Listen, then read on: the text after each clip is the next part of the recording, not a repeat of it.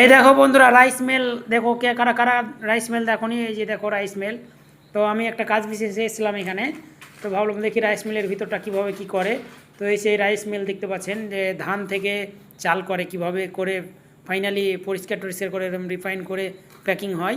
তো এই সেই দেখতে পাচ্ছেন এখানে ধান ভাঙা হচ্ছে, ধান ভাঙার পরে এখানে একবার পড়ছে, এখান থেকে আবার একটা গর্ত আছে, এখানে গর্তর ভিতরে যাবে, ওখান থেকে আবার সেই সেকেন্ড মেশিনে যাবে, সেকেন্ড মেশিন থেকে আপনার যা একটা নেট চালনা আছে, চালনাতে যাবে, চালনা থেকে এই যে এই মেশিনটা দেখতে পাচ্ছেন এখানে যাচ্ছে, এখানে যে যে মরা ধানটা থাকে কালো ধানটা ওইটাকে ওখান থেকে রিফাইন করছে, রিফাইন করে এই এখানে পড়ছে ফাইনালি দেখতে পাচ্ছেন একদম ওয়াশ টস করার পরে এই যে মেঝেতে ঢেলে রেখেছে, এটা ফাইনাল চাল।